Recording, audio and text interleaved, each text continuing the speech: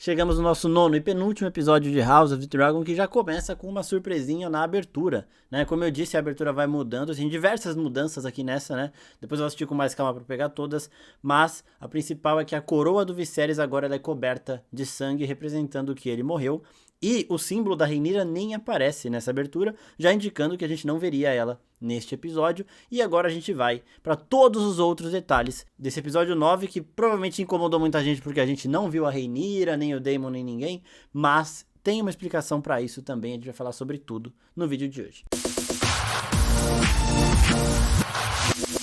E aí, seus geeks, tudo certo? Eu sou o Marcos Veloso e o vídeo de hoje é pra gente falar do nono episódio de House of the Dragon, que se chama o Conselho Verde, né? Antes de eu começar a falar sobre isso, quero avisar que tem spoilers, né? Então se você ainda não assistiu, vai lá pro HBO Max, assiste, depois volta pra cá, né? E também pedir pra vocês se inscreverem no nosso canal, curtirem esse vídeo se gostarem do conteúdo e depois de assistir o vídeo, darem uma olhadinha na nossa playlist de House of the Dragon, de Marvel, de qualquer assunto que você gostar aí de cultura pop. A gente já falou da abertura e o episódio começa mostrando como as pessoas descobriram que o rei morreu. Então a primeira pessoa a saber disso é aquela infiltrada da Mysaria, que vai e conta pra Alicent, né? E a Alicent depois vai e conta pro Otto, e por aí vai se alastrando, e o Otto e a Alicent eles já são muito rápidos, não deixam ninguém sair de Porto Real para que a Rhaenyra não saiba que o rei morreu e para que eles possam armar tudo ali antes, né, da notícia chegar até a Rhaenyra. Então ninguém vai sair de lá.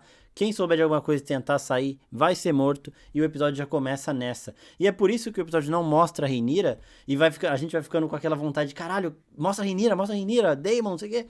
Porque pra mostrar que justamente não dá pra sair, tá ligado? Não dá pra chegar até a Rhaenyra. Então esse episódio é inteiro ali, senti uma pegada meio claustrofóbica, né, nesse sentido de toda hora a gente querendo que alguém consiga sair da Fortaleza Vermelha. Por diversos momentos chegam pessoas que chegam perto de sair lá de Porto Real e a gente fica nessa vontade, mas ao longo do episódio essas pessoas vão tendo suas tentativas frustradas, né? Então isso foi proposital para mostrar que ali ninguém saía de Porto Real, nem mesmo a audiência, nem mesmo quem estava assistindo. Uma coisa boa pra gente notar aqui nesse começo de episódio é que até o Otto parecia ter aceitado a Rhaenyra como a verdadeira rainha, porque quando a Alicent chega e fala, as últimas palavras de Viserys foram de que ele queria ver o Aegon como rei, né? O Otto faz uma cara de surpresa. Então, como eu disse, aquele tom lá familiar no jantar e tudo mais, parecia que todo mundo tinha chegado a um acordo no momento em que o Otto vê a Alicent falando pra Rhaenyra, você será uma boa rainha. Quando o Otto ouve da Alicent aqui que o Viserys queria que o Aegon fosse rei, ele muda a feição, ele faz uma cara de surpresa e aí já começa a pensar, era tudo que ele sempre quis, mas ele meio que tinha, desistido dessa ideia, por um extremamente curto período de tempo. A gente vê aqui já o conselho, né, o conselho verde aqui, o pequeno conselho, que já estava com tudo planejado, então eles chegam para contar que o rei morreu, e aí eles já começam, a gente tem que fazer tudo aqui pro Aegon virar rei, tem que matar a Rhaenyra, não sei o que lá, e a Alicent, peraí, vocês já estavam planejando isso sem eu saber? E todo mundo ali estava planejando isso sem ela saber, menos o Lord Bisbury, né? Que fala, eu conheço o Viserys há mais tempo do que qualquer um de vocês. Ele foi maravilhoso, tá? Eu conheço o Viserys há mais tempo do que qualquer um de vocês e eu me recuso a acreditar que em seu leito de morte ele falou contra a Rhaenyra e a única testemunha é a mãe do Aegon, né? Que vai virar rei. Então ali ele falou, ele conhece o Viserys mais que todo mundo ali, e ele realmente estava certo, né? E ninguém ali quer saber se o Viserys falou isso mesmo. O que eles querem é que o Aegon vá ao trono. Eles estão alinhados ali com o Otto, para eles é melhor, né? Então todo mundo ali tá conspirando para isso. Aí o Lord Bisbury, ele mostra que isso é traição, e ele fala com todas as letras, e aí o maluco do Criston Cole, de novo, age de uma forma extremamente desproporcional e não acontece nada com ele. De novo, a gente entende agora, de uma forma muito mais clara, de como ele se livrou do momento lá que ele matou o Joffrey no casamento da Rhaenyra com o Laenor e tudo mais, que nada aconteceu. Lá a Alicent protegeu ele e aqui não precisaram fazer nada, né? Ninguém fez nada, como se ele não tivesse feito nada. Menos o Lorde Comandante da Guarda Real, o Sir Harold Wrestling, que ele tá ali entendendo tudo isso, mas ele não tá satisfeito, ele não gosta. Ele coloca a espada contra o Criston Cole e o Criston Cole já vai pro ataque. Ali o Criston Cole provavelmente tomaria uma surra, tomaria um cacete, né? Mas é legal a gente ver como as coisas vão caminhando nesse conselho e como o Lorde Comandante da Guarda Real tira o seu manto branco, né? Deixa ele ali e sai de cena. Ele não é visto mais no episódio, mas a gente sabe que provavelmente ele não conseguiu sair de Porto Real Só que ele não ia se submeter àquela situação, ainda mais se a gente lembrar da relação dele com a Rhaenyra nos primeiros episódios, né? A gente vê também ele recebendo a Rhaenyra descendo da Syrax, ele fala, toda vez que você desce desse dragão, eu mantenho minha cabeça. Ele era o escudo juramentado da Rhaenyra até ele virar Lorde Comandante da Guarda Real, então a relação dele é muito mais próxima da Rhaenyra do que do Aegon, da Alicent, todo mundo ali, e a gente vê que ele tá extremamente desconfortável com toda a situação.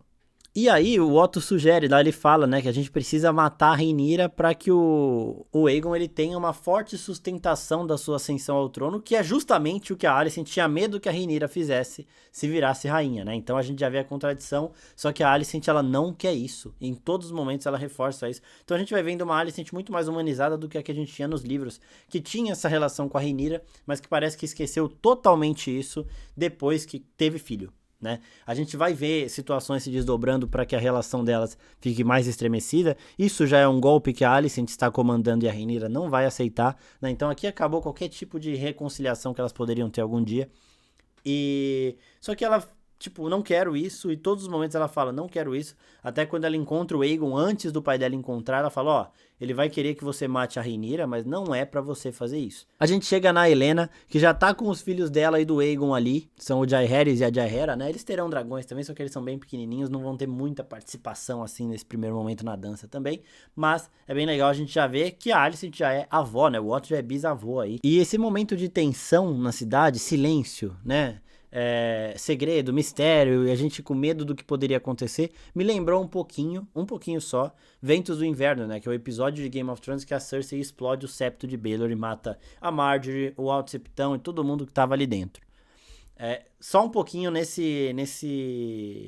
temática aí, nessa pegada de mistério e de silêncio em Porto Real, as ruas vazias, muita tensão no ar. Então, nisso me lembrou um pouquinho, e a gente sabe da relação que a Alicent tem com a Cersei, a relação de similaridade, né? Não que elas tenham uma relação, as duas personagens, porque são quase 200 anos de diferença entre uma e outra, mas a relação no sentido de personalidade e tudo mais. Aí a gente vê aqui o Otto comunicando os lords que estavam na Fortaleza Vermelha que o Aegon seria o rei e fala pra todo mundo, ó, vocês ajoelharam pra Rhaenyra, mas agora eu quero que vocês ajoelhem para o Aegon. E aí apenas 3 permanecem de pé, um deles é o Lord Caswell, que a gente já falou várias vezes aqui, que sempre estava lá pra Rhaenyra, né? Na primeira vez que ele aparece, ele fala, o que você precisar, eu estarei aqui, rainha, princesa. E a Rhaenyra fala, um dia isso pode ser útil.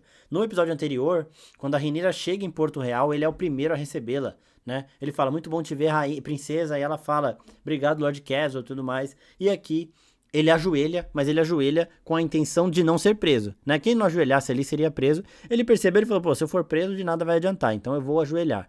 E no momento que ele tem a chance, ele tenta sair fora pra avisar a Rhaenyra, só que não dá certo. E aí no final do episódio a gente vê ele enforcado e morto. Então ele foi torturado e se manteve fiel a Rhaenyra até o final, algo que acontece também no livro. E aí nós temos uma parada interessante, uma disputa aqui, enquanto o Otto manda os gêmeos da Guarda Real atrás do Aegon, a Alicent manda o Aemond e o Criston Cole. Então eles têm uma competição para ver quem acha o Aegon primeiro. Por quê? Porque o Otto quer convencer o Aegon a matar a Rhaenyra, enquanto a Alicent quer dissuadi-lo a não fazer isso, né? Então, quem encontrá-lo antes vai comunicá-lo antes que ele é o novo rei e vai dar ali os primeiros passos. Num certo momento eu cheguei a cogitar do Otto querer matar o Aegon porque ele não seria um bom rei, mas não, isso não faz sentido, porque pro Otto é muito melhor ser o Aegon ali, porque é muito mais fácil dele manipular, né? Se o Aegon morre, o Aemond seria o rei, e é muito mais difícil dele ser manipulado, porque ele estuda, ele é uma pessoa mais centrada, e todo mundo acha, né, eles acham ali, o Otto acha com a ajuda da Missária, a Verme Branco, ela volta a aparecer aqui, a gente vê que ela segue trabalhando muito bem essas informações, mas quem fica com o Aegon é o Criston Cole e o Aemond, né, eles conseguem ficar e levam o Aegon a Alicent. Mesmo com o Aemond falando lá que seria um melhor rei e tudo mais, ele ajuda o irmão, ele vai atrás, a gente vê essa relação dos dois muito estremecida, e a gente vê que o Aegon não quer isso, ele não quer, ele fala pro Aemond, ó, eu vou pegar um navio, vou vazar daqui, você pode fazer o que você quiser, eu não quero essa responsabilidade, eu nunca quis esse trono. E por que ele não quis? Porque ele sempre se sentiu rejeitado, ele nunca se achou merecedor nem da atenção dos pais, né? Ele sempre fez de tudo para chamar a atenção da Alicent e do Viserys e nunca conseguiu direito, né? Então ele tinha muito isso. E por isso ele não queria ser rei. Tanto que no momento em que o Aegon encontra com a Alicent, ela fala, ó, seu pai queria que você fosse rei. Ele não acredita, né, com razão. Ele fala, mano, qual foi? Ele nem gostava de mim, não sei o quê. Só que aí quando a Alicent mostra a adaga do Viserys, ele fala, não brinca comigo, tipo, não brinca com os meus sentimentos. Não finge que meu pai gostava de mim, porque eu sei que ele não gosta. Só que aí o Aegon começa a acreditar que o Viserys realmente quis isso, e ele vai aceitando mais. Então, todos os momentos foi dead issues, né? Ele tinha problemas ali com a atenção do pai, da mãe e tudo mais. Ele até pergunta pra Alicent, você me ama, não sei o quê. E aí ele vai aceitando por conta disso. E a gente vê uma semelhança também com o Daemon que a gente via nos primeiros episódios. O Daemon que roubou um ovo só pra chamar a atenção do irmão, né? Que foi pra uma guerra pra mostrar pro irmão que ele não precisava do irmão. Então, eu já falei isso em outros momentos aqui no podcast, inclusive.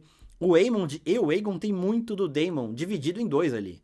Enquanto o Aegon, ele tem as partes ruins do Daemon, que é aquela parte lá de ser um cachaceiro, de fazer de tudo pra ter a atenção do Viserys, de fazer de tudo pra ser amado pelo Viserys naquele começo, com o Daemon mais jovem, nos primeiros saltos temporais, ele tem muito do Aemond no fato de ser um montador de um dragão foda, de ser um puta de um guerreiro e de ser um estrategista militar extremamente hábil, né? Pelo menos esse lado a gente ainda não viu do Aemond, né? Mas a gente vê que ele tem mais habilidades diplomáticas do que o Aegon aqui, assim como o Daemon agora adulto. Então o Aemond parece mais o Daemon adulto, né? Enquanto o Aegon parece mais o Daemon quando era mais jovem, quando era o Lorde Comandante da Guarda da Cidade lá e tudo mais. E aí no momento que a gente vê essa disputa entre o Otto e a Alicent, a gente vê uma parada muito interessante que não havia sido mostrada na série ainda, que é essa lealdade muito frágil do Larys Strong, o pé torto, né? Porque o Otto fala, você tá muito próximo da minha filha. E aí o Larys responde, essa minha proximidade com a sua filha pode ser útil pra você, né? Então a gente vê que o Larys não é fiel a Alicent por conta de algum sentimento que a gente não conhece. Que depois a gente vai entender também um bagulho bem bizarro, pra falar a verdade.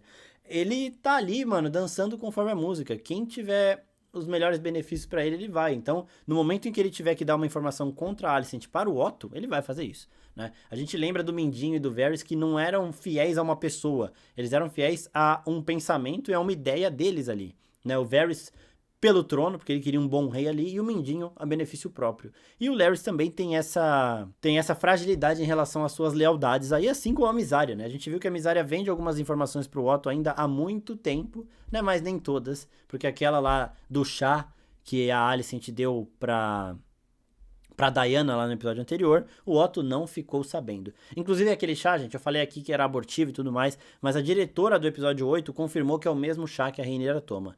E como a Vit disse lá no nosso podcast, é bem legal também porque mostra a hipocrisia da Alicent, né? Ela brigou tanto com a Rhaenyra quando descobriu que a Rhaenyra tomou o chá, né? Comprou guerra, entrou no casamento da Rhaenyra de verde e tudo mais.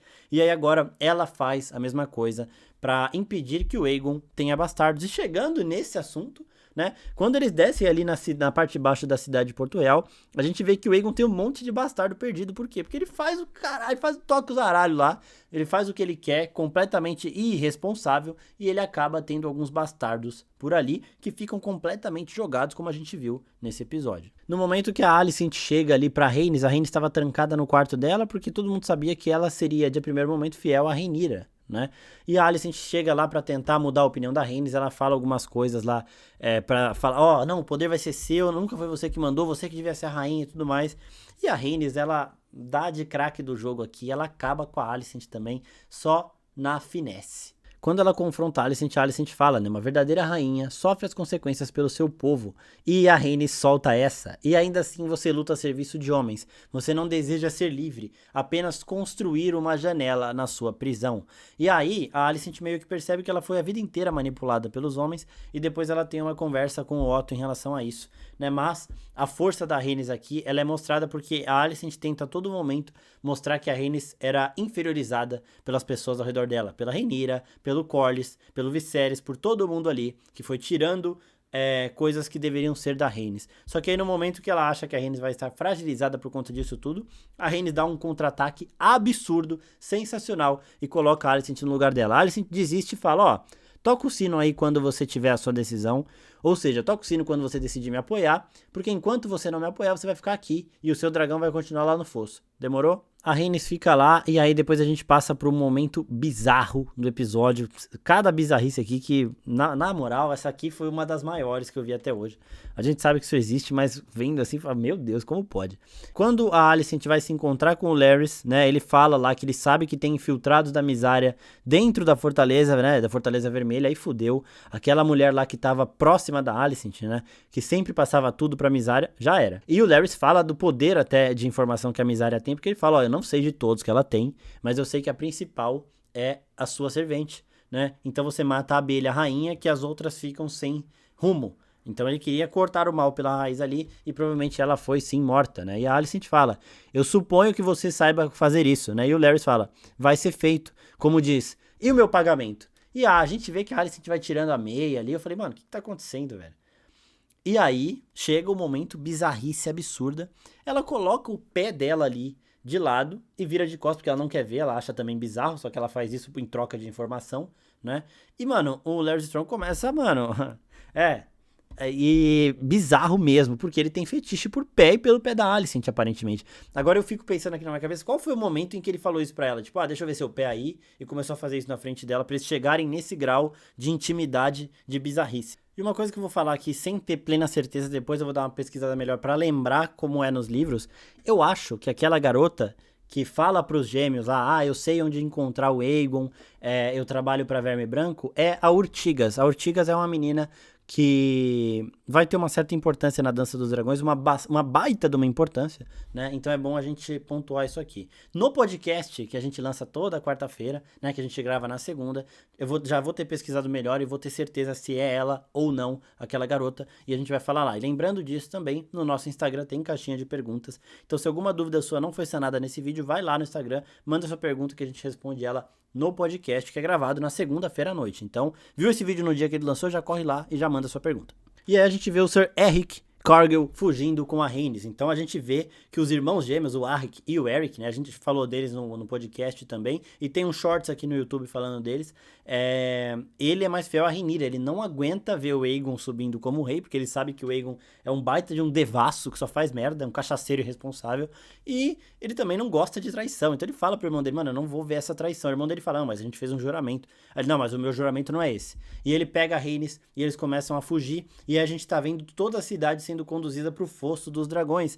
Mas por que pro Fosso? Porque o Fosso é um lugar grande que comporta muita gente que daria pra fazer o anúncio ali, né? Então tá todo mundo indo e a Rhaenys é tipo você num metrô de São Paulo 7 horas da manhã. Você não entra no metrô, você é levado pela multidão. A Rhaenys estava nessa, né? Ela foi levada pela multidão e quando ela vê que estavam sendo conduzidos à Fortaleza Vermelha, ela fica feliz, né? Então ela vê primeiro toda a coroação do Aegon ali e depois ela desce escondida para ir até a sua dragão, a Meleys, a Rainha Vermelha. Nesse momento em que as pessoas estão indo pro Fosso dos Dragões, a gente vê uma coisa, a casa da Misária atacada, pegando fogo. Então ali o quartel-general, né, de onde ela mantinha sua rede de informações, foi atacado pelo Larys Strong. Então aqui a gente começa uma disputa já de informantes do Larys contra a Misária. Lembrando que a Misária é mais semelhante ao Mindinho, porque ele também tinha um bordel e ele pegava essas informações com os ratinhos dele, enquanto o Varys, ele ficava mais ali na Fortaleza Vermelha, também tinha as suas crianças para pegar informações e ele era mais o Larys, assim, que ele era o dono, ele não tinha um local, né, mas ele tinha uma rede gigante, enquanto a Misária, ela tem um local assim como o Mindinho ali, para manter os seus negócios. Mas aqui são personagens completamente diferentes, só lembrando mais ou menos da relação ali dos dois, só que aqui é uma relação muito mais de rivalidade mesmo, porque o Larys acabou de dar um recado, né, ele botou fogo lá, e a Misária, se sobreviveu, vai ter que fugir de lá, porque agora ela não tem mais nada a fazer em Porto Real. Para ela reconstruir isso, seria muito difícil, agora que o Larys e a Alicent já sabem desse perigo, né? Eles não deixariam essa rede de informação dela crescer de forma tão fácil novamente, e agora ela precisa de uma nova grande informante, de alguém para controlar essa situação da forma com que a antiga serva ali da Alicent controlava. Aí nós temos o Aegon sendo coroado com a coroa do Aegon Conquistador, com a espada que também foi do Aegon Conquistador, a espada que o Viserys em um momento lá estava usando de bengala, né? A adaga que o Viserys usava, tudo isso passa pro Aegon e ele vai se sentindo amado. E no momento em que ele é coroado, que ele levanta a espada temporada e vê o povo gritando e vibrando, ele gosta da ideia de novo, ele gosta ainda mais, porque agora ele está se sentindo amado de verdade por todo o povo. De verdade não, né? Porque a gente lembra em Game of Thrones, inclusive, que Porto Real muda a sua fidelidade também conforme quem tá no poder. Cada hora eles estão xingando um, vaiando o outro, aplaudindo o outro. Aí ele te vaia um dia, no dia seguinte já tá te aplaudindo. Então, a população de Porto Real teve um destino ali na mão da Daenerys que muita gente não concorda, não discorda tanto, né? Não acha tão errado assim, por conta dessa falsidade que todos ali carregam.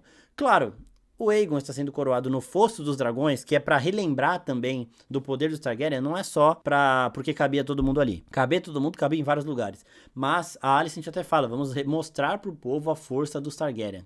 Então eles fazem isso no Fosso dos Dragões para as pessoas lembrarem, ó, vocês estão em cima de um monte de dragões e esses dragões são nossos, tá? O poder é nosso, os Targaryen são montadores de dragões, têm toda essa força, então aqui está o seu novo rei. Tá? Aplaudam, e todo mundo aplaude, o Aegon acha maravilhoso, acha que é tudo honesto, e não é nada honesto. Só que aí nesse momento que tá tendo toda essa muvuca, né, tem milhões de pessoas olhando o Aegon ser coroado, a Rhaenys consegue escapar, sobe na Meleys, e aí, gente, puta merda, que coisa incrível. A Meleys, só pra eu explicar pra vocês, chamada de Rainha Vermelha, ela é mais rápida que o Caraxes, tá? Maior que o Caraxes, ela deve ser o dragão mais completo, o dragão que tá em seu pleno auge nessa época. Ou seja, se eu tivesse que fazer um ranking, eu vou fazer um vídeo de ranking, inclusive, dos dragões, eu colocaria a Meleys em primeiro lugar, com Caraxes e Vhagar logo na sequência ali. Mas a Meleys, eu acho pra mim aqui, é o dragão mais forte, mais poderoso de toda essa época. E aí ela sai do chão, né? Ela mata uma galera ali, certamente tem pedra voando pra todo lado, a galera sai correndo. E com a Rhaenys já de armadura, a armadura deve ficar perto do dragão, porque, mano, é tipo, sei lá, ela só vai usar pra montar o dragão, então deve ficar ali. Não faz sentido ela ficar carregando isso pra todo lado. A Rhaenys sobe com a Meleys assim, ela fica parada na frente da Alicent, né? E a Rhaenys, ela mostra a piedade, ela mostra pra Alicent, ó, se eu quisesse, era só eu falar um Dracarys aqui que morria todo mundo. Tá? Todo mundo. Morria Aemond, morria Aegon, morria Otto, morria Alicent, morria todo mundo. Até a coitada da Helena ia morrer se a Rhaenys quisesse. Só que ela não quer, ela mostra a piedade, né? A Meleys, ela só dá a resposta, né? Que a Alicent tinha falado antes. Toque o sino quando você tiver uma resposta. A Rhaenys, ela dá a resposta através da Meleys. Ela dá um toquinho assim, a Meleys dá um rugidaço na cara da Alicent. Ele veio bafo de dragão na cara da Alicent aqui, que ela nunca vai esquecer. Nunca vai tirar esse cheiro do nariz dela, ela sempre vai lembrar disso. E ela tava preparada pra morrer ali. E se a Rhaenys faz isso, acabava a série, né? Morria todo mundo ali, depois a Rhaenys ia ser coroada, festa, feliz. Só que ela deu só um aviso, ela falou, ó, se eu quisesse baixar o nível aqui e ir pra assassinato, eu faria, tá? Só que não é assim que a gente vai resolver. E aí ela sai fora com a Meleys, absurdo, dragão maravilhoso, aquele crânio gigante. Nossa, foi incrível, era o dragão que eu mais queria ver. Foi maravilhoso. E eu citei a Helena agora, e ela volta a falar da fera embaixo das tábuas, né? Ela fala, tem uma fera embaixo das tábuas, e eu já falei, sem dar spoiler, já falei no podcast, vou falar aqui também, ela provavelmente está se referindo ao Sangue e Queijo, né? Que são dois personagens que vão voltar a essa trama, provavelmente na segunda temporada, na próxima temporada, com uma história bem impactante também, né? Um acontecimento ali bem pesado do livro Fogo e Sangue. E eu acho que ela está se referindo mais especificamente ao Queijo, porque ele é um cara que trabalha embaixo das tábuas da Fortaleza Vermelha, porque ele conhece todos os esconderijos e o trabalho dele, a função dele é de caçar ratos. Então ele fica ali nos buracos da Fortaleza Vermelha, caçando esses ratos. Só que, como ele fica a vida inteira dele nos buracos, ele sabe como chegar em todos os quartos por passagens secretas. E aí vocês já imaginam o perigo que esse ser pode causar, que eu recomendo inclusive que vocês esperem pra ver isso acontecendo em série. Ou lê o livro, ou espera pra ver na série. Não vai buscar um spoiler largado na internet, porque quebra muito a surpresa. Bom, gente, eu acho que de primeiro momento, de primeiras impressões já deu, né? Tem bastante coisa aqui. Mandem suas perguntas lá no nosso Instagram, se faltou alguma coisa a ser respondida nesse vídeo. E até a próxima, pessoal. Tchau, tchau.